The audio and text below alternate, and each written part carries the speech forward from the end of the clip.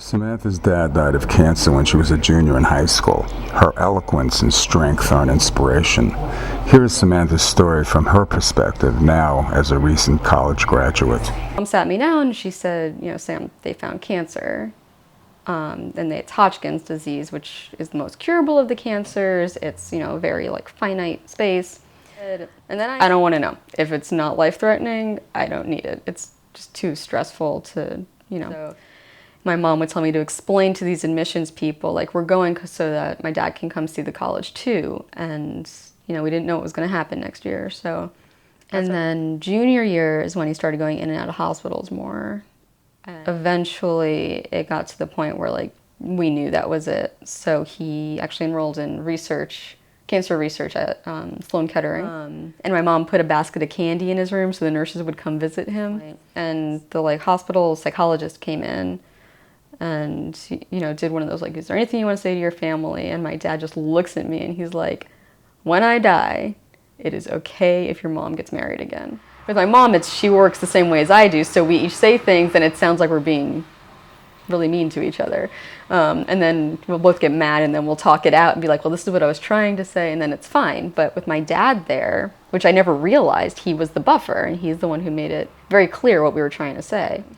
The funeral's pretty much a blur, which I think is kind of understandable. I remember something my uncle said. I remember my grandfather being devastated and almost falling on the floor just in tears because he loved my father, and it's my mother's father. I remember the Orthodox rabbi of Park Slope, who was my dad's best friend, just not sharing the shovel and constantly putting the dirt over the coffin. I was a junior and my friends, everybody was really young at that point. Everybody was 16, 17. So nobody really knew what to do with me. Be honest. Definitely. If you're unsure what to do, just go up to the person and say, I don't know how to act or what to do or what to expect. So, if it seems like I'm pulling away, that's why. I'm just unsure of it. Don't just disappear. Teachers were great, but I remember we were sitting Shiva and it was I had some friends who came over.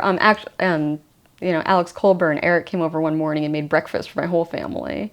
Because Mike had the keys to my house, and they would come over during breaks and stuff, but even my best friend didn't come over because she didn't know what to do.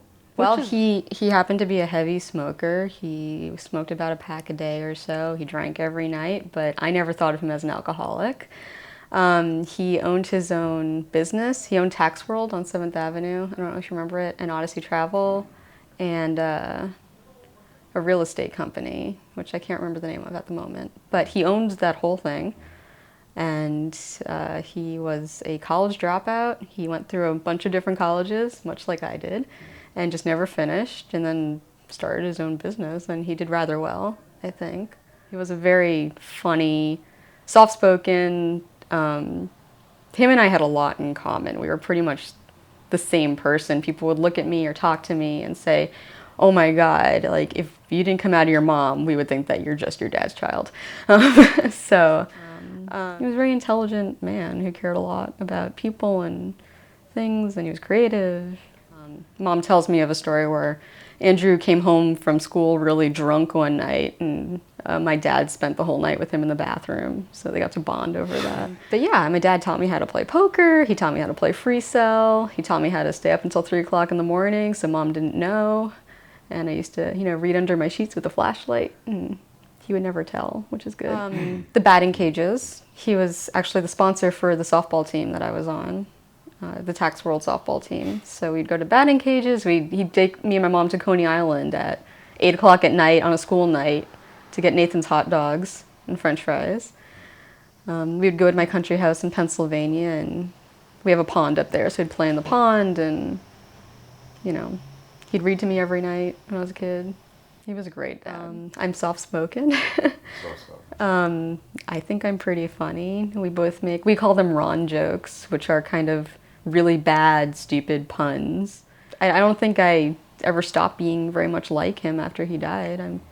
My uncle still looks at me with that look of, wow, yeah, you're my brother's daughter, and it's very obvious. So, and my mom being a psychologist and someone who's been on camera and on TV and like done interviews was very like, you have to learn how to enunciate and project. So I found myself attracted to friends and people who had been through something because of a maturity level.